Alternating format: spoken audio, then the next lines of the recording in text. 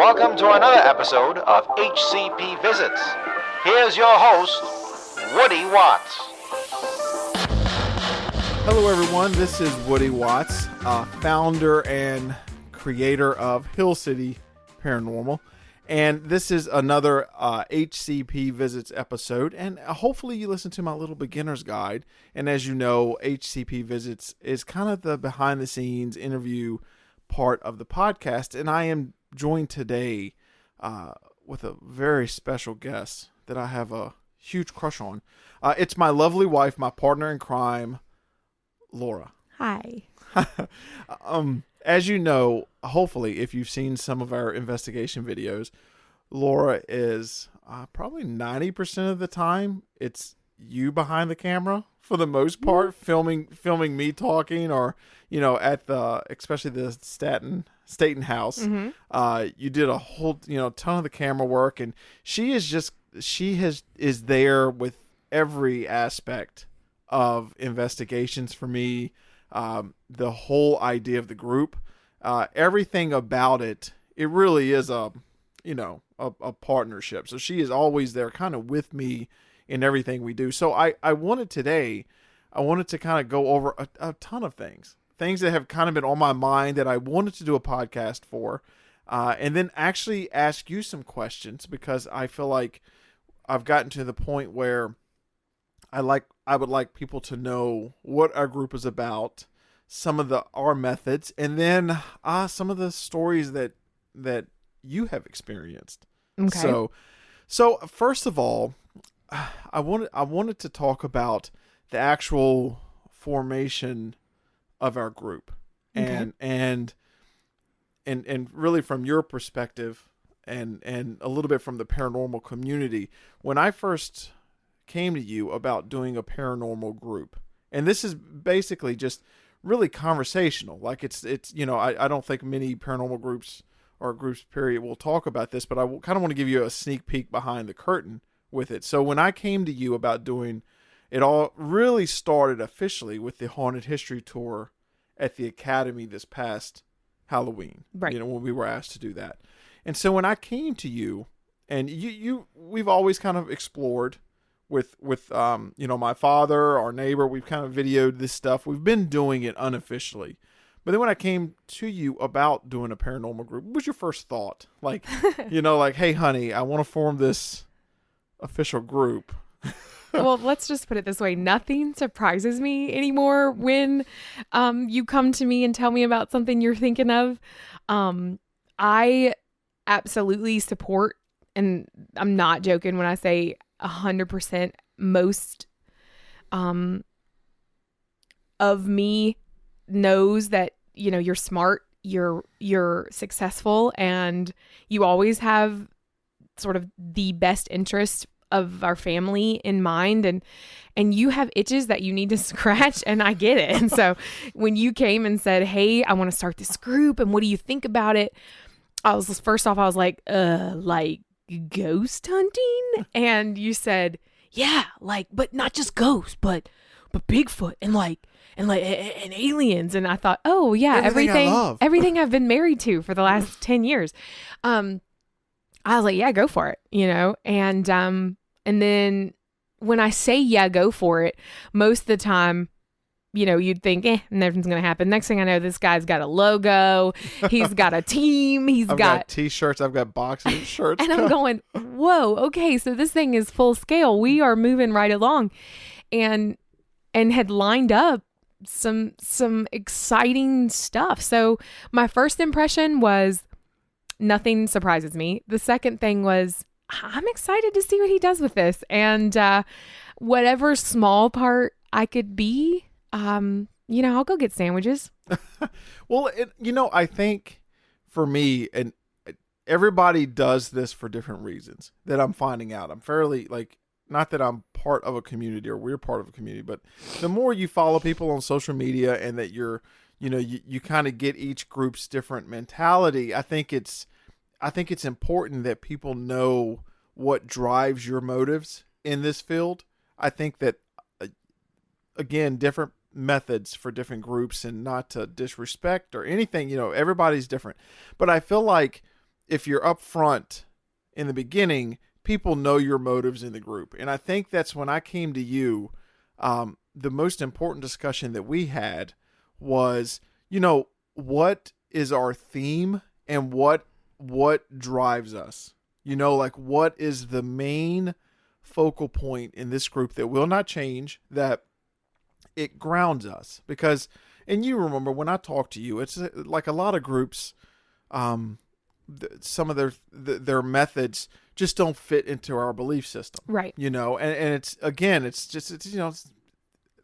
different people have different beliefs. Well, and you were big on that. You said, it's important to me that we go about this in an evidence way. We go about this in a strictly in sort of investigation, exploring investigation way. And that you were very clear, and I think that to me settled all worries. It settled sort of all like weary parts of me when, of course, you'll find out, Woody and I have very different experiences with paranormal. We both have had common things happen, and then we've got our own sort of experiences. So one of the things I love about that is that you have been, and speaking to them, Woody has been really clear about how he wants to go into some of these sensitive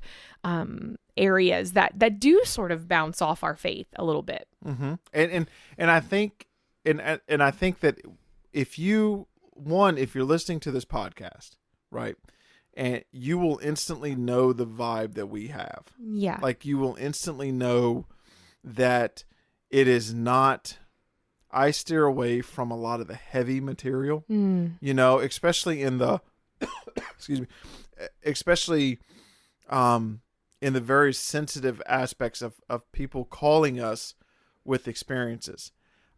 Because what I've learned, I think the number one thing that I did not expect, but that I appreciate in this group, is the door that it has opened with talking with people.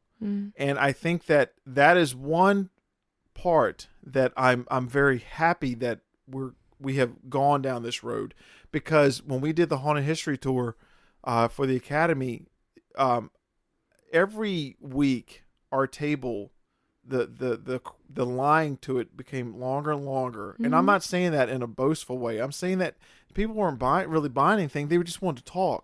Like they wanted to share their experiences. And so for me, you go into something like, we've always kind of explored and investigated. And again, we're going to get into our experiences later.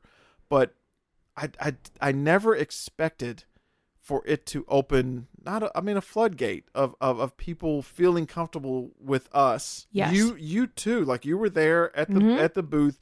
You had just as many stories told to you as I did, and it just instantly put this responsibility on my shoulders to be like, I have to really treat this with respect.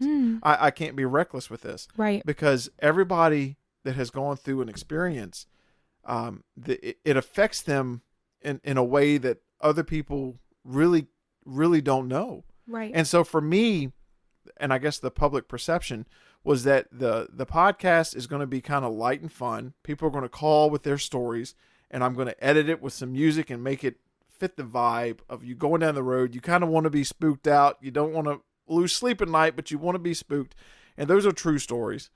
And then the other part of the podcast is like Tales from Beyond. They're the ones that we make up, that we kind of pluck some of the examples of what we've done in investigation, and then we kind of elaborate, kind of, embellish a little bit.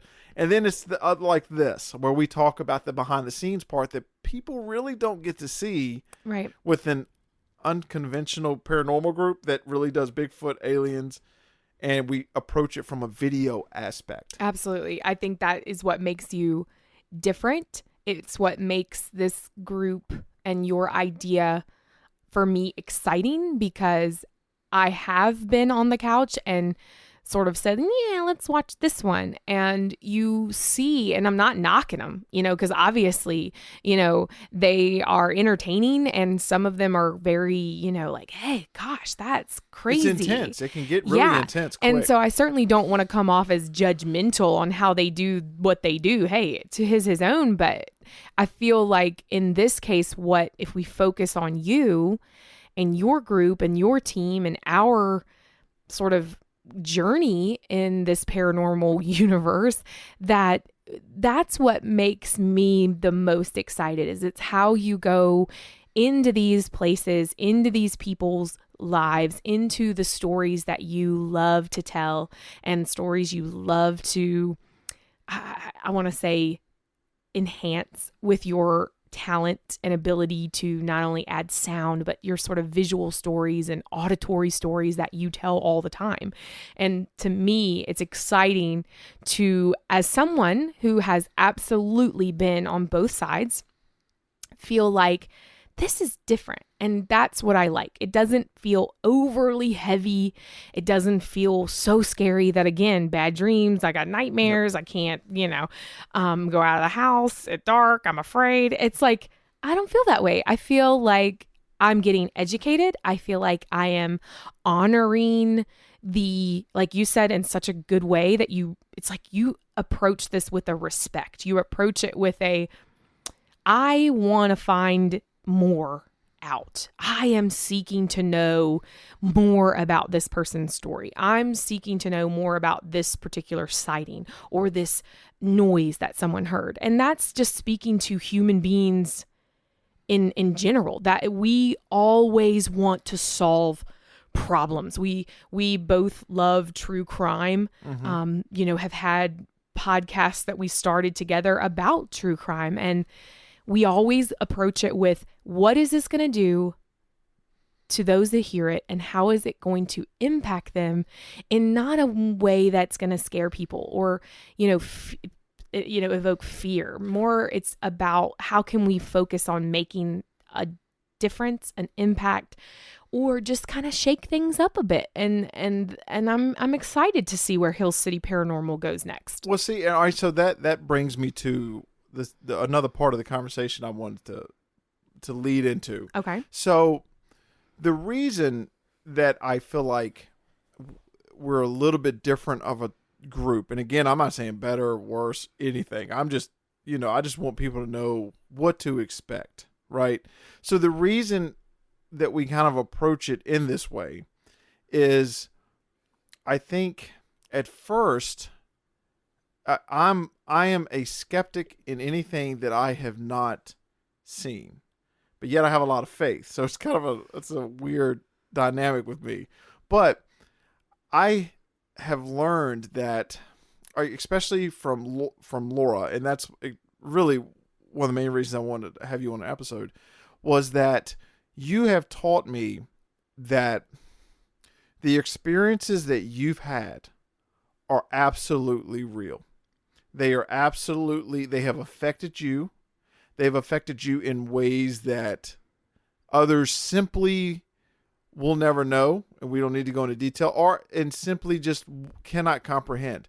So that has kind of steered my thinking of the type of content, the type of investigations that I want to put out there. Because again, Disney fan, Haunted Mansion, it's like you absolutely see the old school Addams Family vibe with our content. And one of the main reasons for that is because I saw, when you have talked about your experiences and when you have watched shows that trigger those experiences, or movies, really well-made movies, and even the shows the numerous shows out there that trigger that, I see the effect it has on you, and you can't say it's not real. Like, right. It's absolutely real. So for me, and wanting you to be a part of this group, and wanting this group to be, honestly, in a selfish way, I want it to be liked by everybody. I want little kids to be able to listen to it. I want grandmothers to be able to listen to it. I want grandpas. I want families to be able to listen to it in the car. But I also want it to be real, sure. Not all made up. But so, in another episode, we're going to talk about your experiences in depth, but I feel like we have come from two different sides. Okay, so my introduction into the paranormal quote world did not start with what we think of paranormal with ghosts and spirits. Mine was that I, to this day, 100% concrete, feel like I saw a UFO. Right? Me and a friend a long time ago. That was my kind of introduction into this unknown world and I just did a radio interview with Paranormal Junkyard. They were fantastic, but we kind of talked about this where you're seeing something and it just takes a second for your mind, body, and everything to catch up to something because it's not something you're used to seeing. Right. And so that was my introduction to UFO, but yours was quite different. And yours, since I have not had experiences like yours, it took me a while to recognize that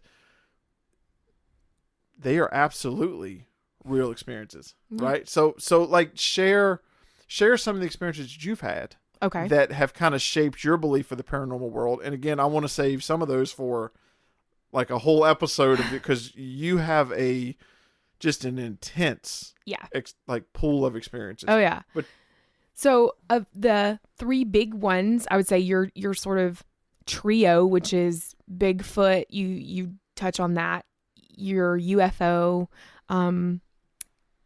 series or addition to that, and then sort of the ghost and spiritual part.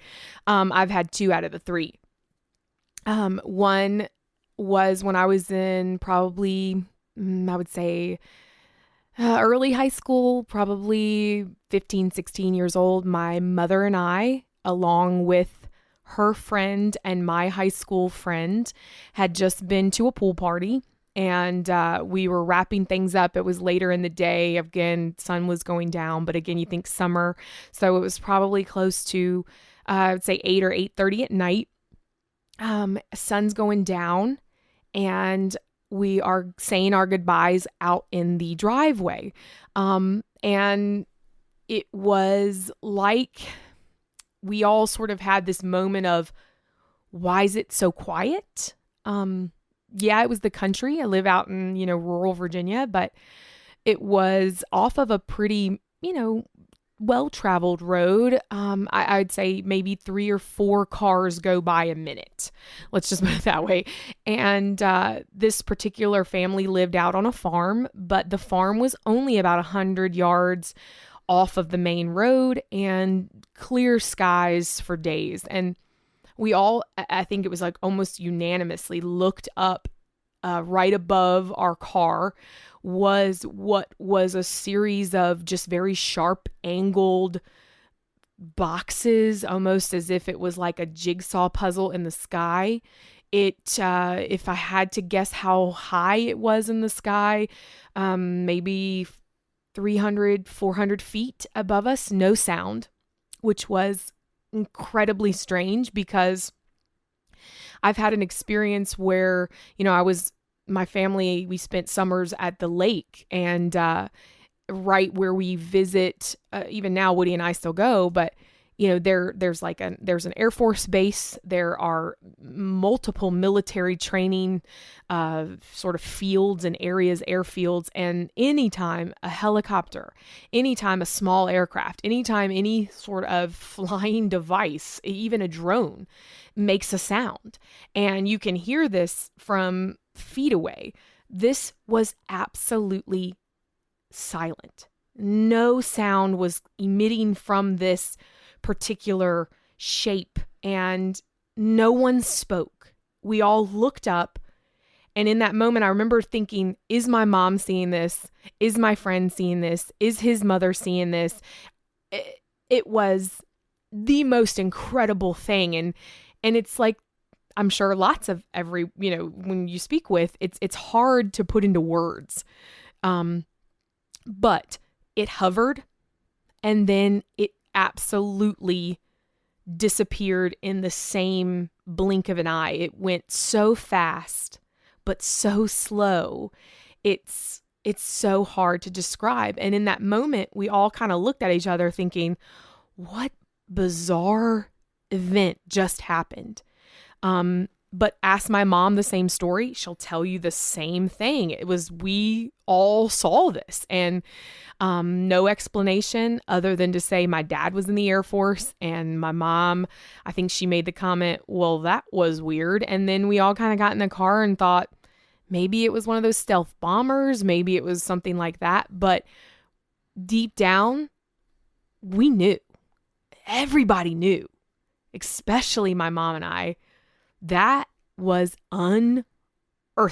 Well, and I think the interesting thing that once you start talking to people and their experiences, that I'm noticing is that, when you hear about an experience, especially if you're a skeptic, you immediately like, well, why didn't you film it?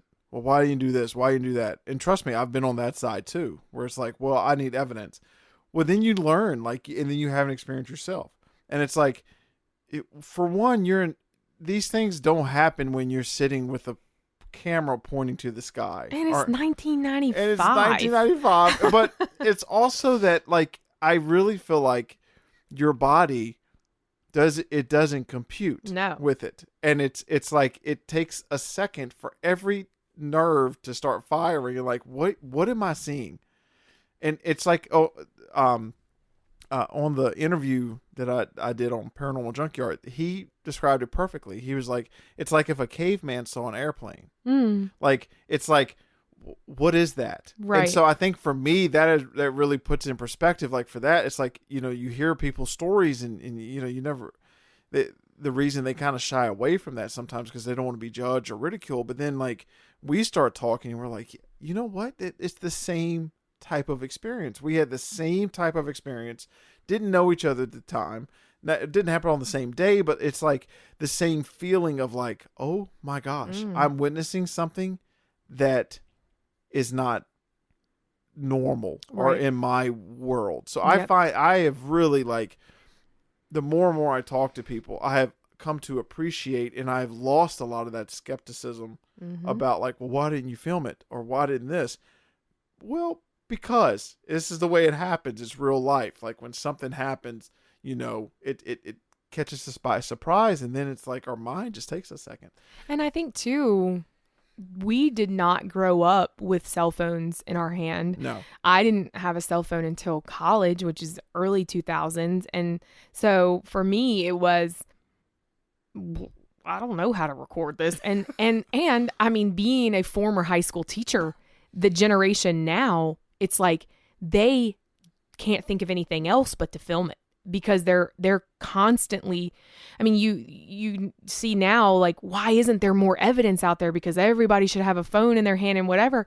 But there's some but they're spending. But see, I think the other side of that, and could be a whole other conversation, is that people don't observe as much as they used to. Like, or so for example, when that whole event, you were out in the field looking up because you didn't have a phone in your hand, That's Snapchatting. Right. Yeah. So it's like, I feel like it's also a trade-off. Yeah, sure, we've got cameras. I mean, a million times more cameras than we did 20 years ago out there. Also, people are looking down at them. People aren't as, really, when was the last time you walked out and just looked up at the sky? True. And just sat for like a long enough time where something could happen and you register what's happening, you know? Right. So see, that's one of the things is that, especially UFOs that we started talking about, that it just kind of led us like, well, wait a minute. We never really talked about this before. Right. Like that we've had almost the same experience. Yeah. And it's like, we know each other. We know we're not lying. So there's got to be some truth to it. And another thing that I want to touch on briefly, which is one of the main reasons why we do things the way we do, is your, I would say, paranormal experiences, like your spirit experiences. Okay. And this is a field that again, I'm human and I'm growing and learning. I have not had the experiences that you've had in this. And what has opened my eyes is your stories, the people from our haunted tours, the people that call this podcast. Like, it has really opened my eyes that, like, these are real experiences to these people. These are real. And so that's why when we do an investigation or we interview someone, it is with complete respect that what they're telling us, they saw. They feel that is real to them, and we respect every part of that. So give me a little glimpse of some of your paranormal experiences that the main one that stands out to you that kind of shaped your view on that side of the. So I've had quite a few, I would say, ghost encounters, even though the word ghost now definitely has changed since I've been in this world with you a little bit. When you think ghost, you think Ghostbusters, you think, but in a way, my paranormal, and I've had both. So let's just put it this way. The first I can remember was my family and I grew up, again, like I mentioned earlier, in very country, sort of small town. And the first house that I remember, the first experience was I was very young. And I still do, and this has just been something I've dealt with my whole life, is I have very, very, very vivid dreams. In my 20s, I even went into what's called night terrors, and I would experience sleep paralysis. Never been a sleep walker or a sleep talker, but have definitely had most of my experiences with what I will call paranormal, unworldly, I guess, spiritual shadows, ghosts, I'll just call them, have always most of the time been at night. However, there's been a few during the day. So the first that I can remember was seeing the figure of a man and a dog. I would have trouble sleeping, like I said, and I would go into my mother's room. And my mother's room was at the very end of the house, and we lived in a brick house. And I can remember the windows were facing the road, and I saw what was the shape of a man, again, like in a very sort of foggy, misty, sort of white color. Definitely knew it was a man, had masculine face, a hat, sort of one of those old, riding caps. And beside him was a dog sitting. And they weren't moving, they weren't talking, they weren't speaking. It wasn't even like they were scary. It was just they were there. In the same moment that I saw them was the same moment that every kid does what they do, and you pull up the covers and you go away, go away, go away, go away. And as soon as I moved the covers, just peeked back from them, they were gone. That was the first time. That was my first experience seeing what would be called a ghost. As I got older, my love for Halloween, my love for horror movies grew. So the Afraid of the Dark child grew into what every high school kid does, is go to every horror movie you can see. I think It was the first one I saw when I was in, it's 7th grade. And my love for all things scary started because I had not had a sensitive experience other than that one as a child. So as I started my years into that love of horror, we were begging to see stuff. Like, it was one of these things where we would we have a local thing called Scaremare here, and we would seek out, like, let's go into this house, and we would absolutely break the law. We would break into houses, abandoned houses. We would go in, we would see things that would be terrifying to you, but you would watch it, if it was a movie. My girlfriends and I, as we grew older, we moved in together. So I moved in with a group of girls, and this story could go on and on and on, but basically everything you could say, from Ouija board to, Bloody Mary, to everything you could do, we did it. And at the time, it was fun. It was fun to taunt. It was fun to holler, if there's anyone in this room, and that was what we did. And that started it. We were on our way, true story, on our way to see The Exorcism of Emily Rose. And that night, our car broke down on the way.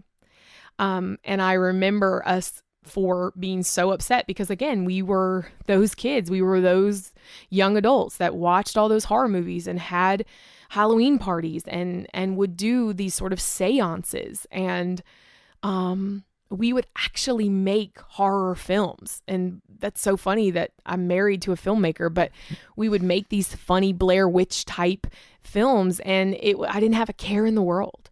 Car broke down. I remember one of the girls I lived with, her boyfriend, coming to pick us all up. And then we went to the movie theater. Of course, we were a half hour late, and we all got rain check tickets for the next night. I can honestly say that day when we went to watch that movie changed my life forever. So to make a long story short, shadow people started to appear. Not just because of this movie, because if you watch that movie, there are no shadow people in it. This was basically me poking the bear, as Woody says. I recently, and I can share this openly, had accepted Christ.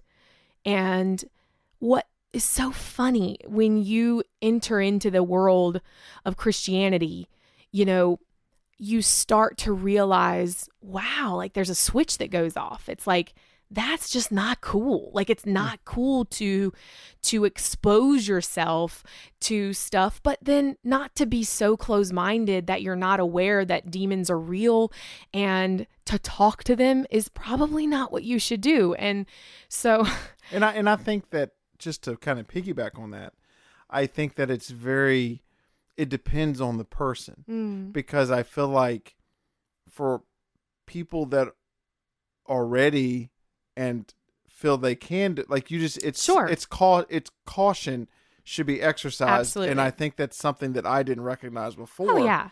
And it's like with you, I appreciate the fact now that it is, again, this is our method. Right. Again, our method. Yeah. I'll say that 100 times.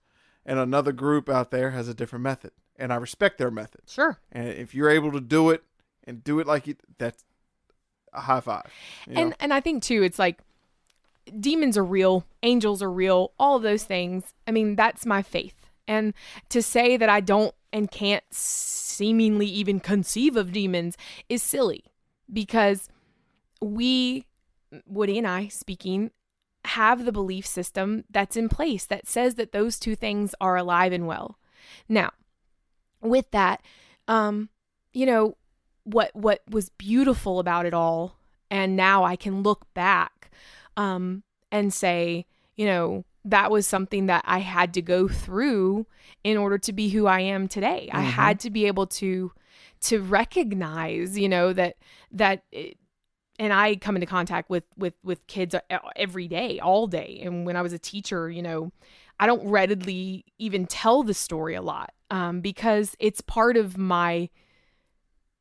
it's a sensitive place for me. But when people ask me, have you had experiences with ghosts? I'm not going to be like, no.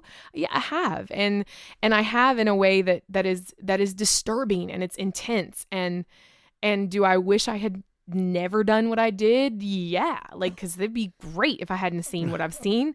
But it would also be silly of me to say, when I watch these shows and I see these investigations and I see these people, when you have a strong armor, when you have whatever beliefs that you have, whether it be no beliefs or whether it be that you do believe, I think everybody goes into it with, I'm strong enough. I can talk to spirits. I can yell at a spirit. I can, I just choose not to. It's just one of these things that when I tell Woody, and it's cute, but it's also kind of, I'm sure he gets annoyed, but I'm always very sensitive when he says I'm going out on an investigation.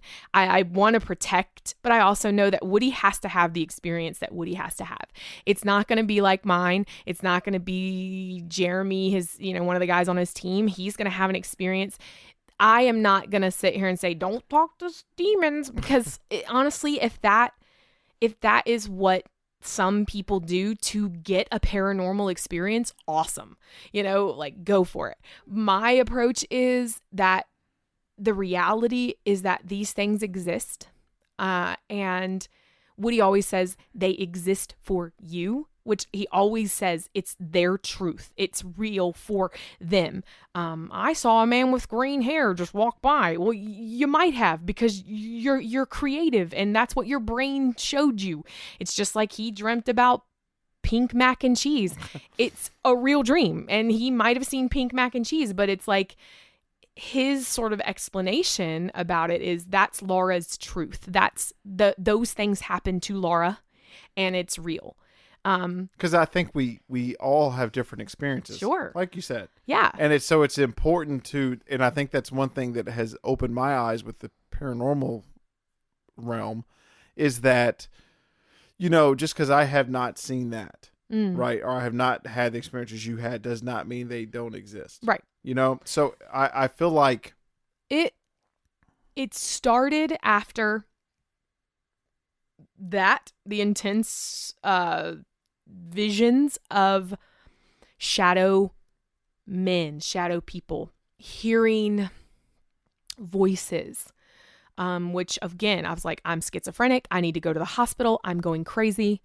So blessed that one of my roommates, and I love this is one of the redeeming things, is I turned into a child. I was so scared of what I was seeing that I wasn't holding on to the strength of, hey, okay, there might be a spirit in here, but it's not going to hurt you. It's not going to get, she always used to say, it's going to get this close. And she would get right. She's like, but it can't harm you, and she was a warrior for me, because I turned into a child. I turned into I had to turn the lights on, because the first time I saw what was to me a silhouette of a dark, tall, faceless, ominous, obviously negative energy thing, I lost my ever-loving mind. I couldn't believe that I was going crazy. I thought that I was losing my mind. You experience thoughts of that there's someone in the room with you. So, I would be in my room by myself. And the funny thing is I wanted my own bathroom in this house. So all the girls lived upstairs and I lived downstairs. And so again, I could talk for hours about everything that happened, but lights coming on and off, weight, feeling the weight of something, seeing weight at the bottom of your bed. You can't explain that. Your comforter is literally sinking into the floor. You can't explain that. Hearing your name being whispered in your ear when you're by yourself. Can't explain that.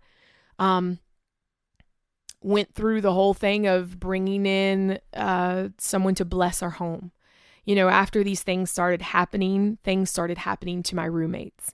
And that's when the four of us were like, okay, and one almost ended in tragedy. And to watch something and I can say it, almost possessing someone you love is incredibly hard. It's incredibly intense. It's incredibly what did we do? And we all felt very responsible for that almost tragic occurrence. And we all decided within less than a year to move out. And we were redeemed in some ways by, first it was one roommate, then there were three, and then it was two. And then lastly, there were just two of us living there, and we had basically moved into one room of the house, and things were, unexplainable. The day/evening we were finally there, last moving truck, last box, I'm coming up the steps and I was kind of ready to run. I remember feeling like just run out of this house and never look back. But of course you got your parents saying, make sure you got everything, go check every room. And in the moment that I went into that room where the first experience happened, I remember as I turned around to go up the stairs, hearing the shattering of a mirror, and turned around, and sure enough, there was a mirror hanging on the door, like every 20-year-old girl has, and it completely shattered right before my eyes. It was the most terrifying place I've ever been. After that, forming more of an armor, forming more of a way to deal with the things that I was seeing was good. Certainly therapy helped. Certainly reading the Word of God, and I'm openly absolutely saying it helped. It is what has brought me out of that, because a lot of people don't come out of stuff like that. A lot of people go to places that they never should go. But my experience were dark, and, you know, I almost wish when I hear people talk, and I love when Woody and I do these sort of events, it's never a, hey, let me sit down with a cup of coffee and let me tell you all about my scary stuff. No, it's more like when I hear them talk about it, it's like there's healing in that. There's enlightenment there. Because it really is. Yeah, and I love hearing stories from people that say, oh, well, let me tell you about this thing that happened to me. And I can literally look at them in the face and say, you know, I've had something similar. And it just having that in common makes you feel like, okay, my brain isn't as broken. Okay, I'm not as crazy as people might think. You would be, and I was. So I'm speaking for myself. I was so surprised about how many people have had experiences, and how many people were feeling more and more comfortable to talk about it. And I feel that the one of the things I love about this group and this time period, everything, is that just the doors that it opens. And just like for you, like your experiences have made you grow, and like there could be 100 podcasts about your experiences alone, you know, but it has also shaped how we proceed, how we go and do an investigation, or how we, you know, because there are some times when we go do something, Laura, you'll hang back. Yeah, I do. You know, you're like, yeah, I'm going to stay in the car, you know, and it's like, and so it's like, so. And then when we go to another one, if it doesn't have that feeling to it, hand me the camera. All right, guys, go. So it has been such an experience so far, and you know, for this group and for us and for, you know, our some investigations we're working on now, just of the dynamic between us, because you're coming from a person like, you know, a couple years ago, I didn't think ghosts or anything like that, you know, like I would, so just to put this in perspective, and so no one thinks I'm on a soapbox or holier than thou, this is the guy that believes in Bigfoot and UFOs, but good Lord, there's no ghost walking around, you know. So I mean, at the time, so I know how crazy and silly that seems, but then you hear these stories, and then you see some unexplainable events, you know, like, and I think that has also opened my eyes, and over the years, and kind of grown, and just be like, okay, you respect everything. Right. Respect everything. Respect the person that calls you up and says, I was abducted by aliens and I have the scars to prove it, because something happened. Something happened. Yeah. And so it's like, I appreciate our different viewpoints of the group. And you're one of the people in that group, and there's really, like, we're shaping the ideas of it. And I think it's important that when people start to follow groups, I think that why I even wanted to do something like this is that you really want to know that. You want to know about them. You want to know, you know, because I know there's an entertainment value to it. Sure. But there's also, I feel like someone listening to this, there's also that part where, you know, it's a little bit of a battle. Yeah. It's a little bit of because part of you is intrigued, right, and part of you wants to explore, but then the other part might be like myself or us, and it's like, I'm going to proceed with caution. Sure. I'm not reckless. I don't want to cause any soulful damage to myself and again, that depends on the person, Right. Because there are other people that in other groups that can just roll up in there, Well, do their thing, and go home and sleep a good night's sleep. Sure. And then yeah. But I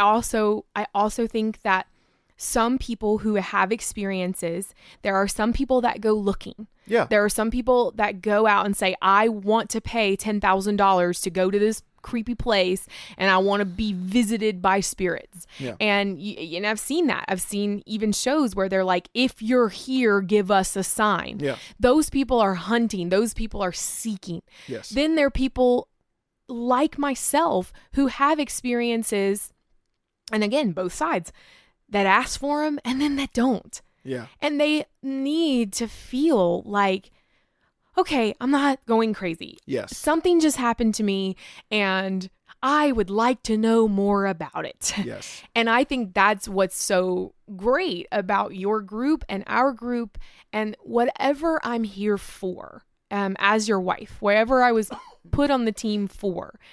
Often, and I'll be honest with you, when I watch him go into these scary places or I see him go into the woods and zip up a tent or whatever he's doing, most of me, all of me is praying. Like, I'm just like, keep him safe, keep him from harm, keep his group from harm. And then often he'll say, hey, do you want to hold a camera? And I'm like, sure, because I'm not afraid. I'm not fearful, but I'm certainly not, and the word is careless. We are not Yes. careless when we go into these. We proceed with caution. Yeah, and so I think my whole thing is, who's listening to this podcast?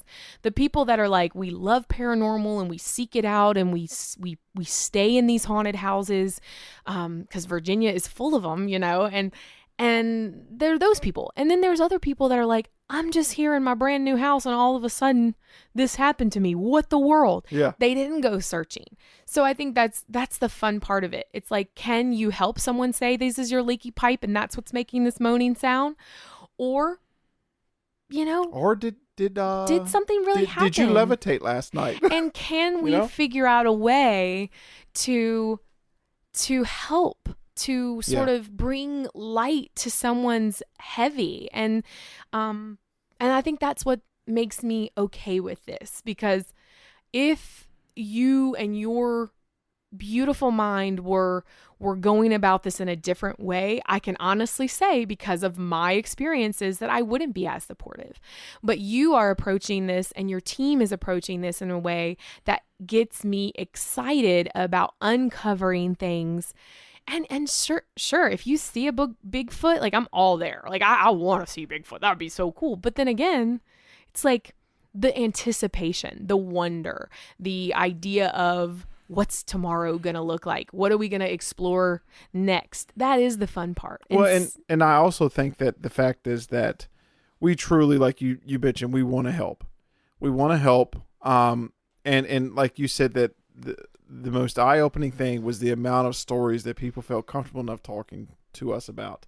And so with that, I think that our goal is to explore, have fun, be ourselves. Mm-hmm. And y'all do have fun. And we do have fun. But it is hysterical to watch. If you have listened to this and you want just someone to talk to about your experience. Yeah. And so because it's just a different thing for us. And I'm not disrespecting anybody else, but it's like my heart and my day job is a filmmaker, and so I love capturing stories, genuine stories, and I love meeting people and characters. You do. Like that, I love it. And so this has been just the best avenue, because you just get all types of stories, and I love every single phone call and email I get. Like I share, I'm like, honey, we've got look what came across the email today. And it is incredible. It is. And it's amazing. And I cannot wait to share half of this stuff with you all. We're gearing up and we're just going, and Buckle up. So first of all, thank you. You're welcome. Thank you. You will hear her stories more in depth later on. But if you've heard this and you really want to share a story, like we have several ways you can do it. You can call, as I said, our haunted hotline, okay? And when you call it, you'll get an instant Haunted Mansion vibe, I promise. We try to make it easy. Leave us your story. Just leave it on the message. You do not have to worry about an operator picking up and you have to feel awkward. I made a hotline just so you can call and kind of give us your story. And if you listen to the podcast, you'll hear other people's stories that they've had and they tell it to us. Or if you'd like us to investigate something or come out and talk to you, or if you have a story that you want to get out there, let me know. Go to the website, hillcityparanormal.com. I even have an incident report that you can upload pictures and everything. So I try to make it easy for people that want to share their story. Because I think one of the things, and another reason I wanted to do this was because a lot of the responses when you put an ad out, a genuine ad I put out like on Craigslist or whatever, is that they are really skeptical. People are like, they do not want to, what they're entering into. They're about to share a very personal experience with somebody they don't know. And so I really am I want to make an effort, and my goal with every interaction has been to make an effort to make them feel comfortable. You do a good job. And thank you.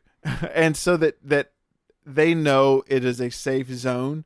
And I think that's one of the things, I know I keep talking about it, but the Haunted History Tour was that I felt like people felt safe, where they could come to us and tell us their story and there's no judgment and you have a person that wants to listen. So give us a call, 434-381-0242. That's our haunted hotline. Visit the website, contact us. We would love to come see you. You'll probably see Laura with me. She might be the one working the camera. Who knows? Or sitting in the car. Or sitting in the car. I'll fix you a sandwich.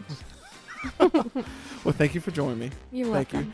And please, again, visit our website, hillcityparanormal.com. Thank you.